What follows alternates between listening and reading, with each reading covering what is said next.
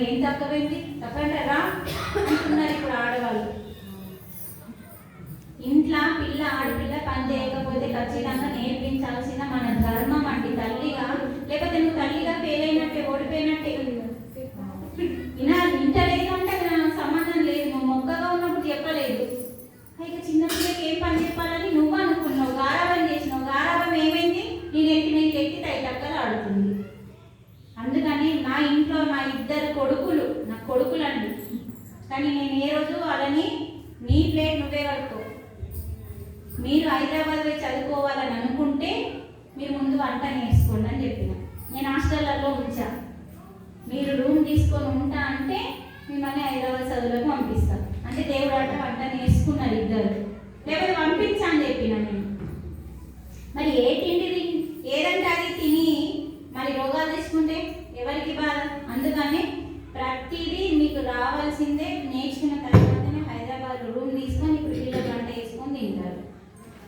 చపాతీల కాడికెళ్ళి నా పిల్లలకు వస్తాయి. అంటే చూడండి, మగ ఆడ అన్న తేడా లేకుండా ప్రతిదీ నేర్పించాలి. వాళ్ళ ప్లేట్ వాళ్ళే కడగాలి, వాళ్ళ సాక్సులు వాళ్ళే ఉతుక్కోవాలి, వాళ్ళ షూ వాళ్ళే క్లీన్ చేసుకోవాలి. చేసుకునేంత సత్తా వాళ్ళ దగ్గర ఉంటుంది. మనం నేర్పాం అని మనం ఎందుకు చేయాలి?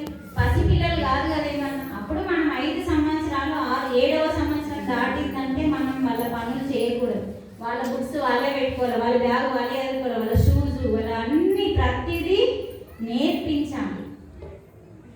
ప్లేట్ అన్నం తినడం నేర్పించాలి, వంగి తినమనాలి. పిచ్చోళ్ళకి ఇట్లా తినడు కాదు, ఇట్లా వంగి తినాలి. అంటే అన్నపూర్ణ తల్లికి శరణాగతి అయ్యి భోజనం తినాలి.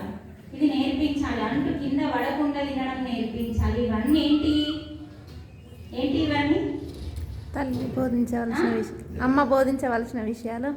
అమ్మ బోధించాల్సిన విషయాలు అంటే అవన్నీ పిల్లలకి సన్మార్గం, మంచి మార్గం. తినే పద్ధతి పిల్లలకి లేదండి. ఇప్పుడు ఆడ తింటూ ఉంటే ఆ చేతికి ఎంత పోతుందో, కింద ఎంత పోతుందో, నోట్లకి ఎంత పోతుందో, అసలు ఏం తింటుండో కూడా అర్థం కావట్లేదు. అందుకని ఆకలి ఎక్కువైనప్పుడు తింటే ధ్యాసతో తింటాడు. ఏ ధ్యాసతో తింటున్నాడో కూడా ఇప్పుడు పిల్లలకి అర్థమవుతలేదు.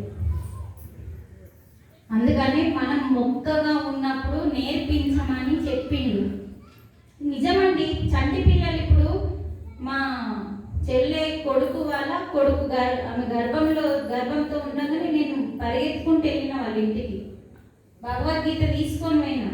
భగవద్గీత ధ్యానామృతం అనే బుక్ తీసుకొని అమ్మాయికి గిఫ్ట్గా ఇచ్చి, ఈ రోజు తొలి రోజు నుంచి డెలివరీ అయ్యేంతవరకు నార్మల్ డెలివరీ అయింది అమ్మాయి తెలుసా. ఈ రోజు ఎవరు నార్మల్ డెలివరీ అవుతుండ్రు?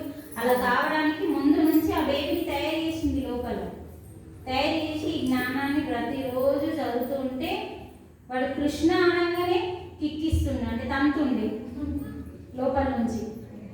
అంటే నేను ఇప్పుడు నీకు ఈ జ్ఞానాన్ని బోధిస్తున్నా, ఇలా చక్కగా వివరించి చెప్తుంది.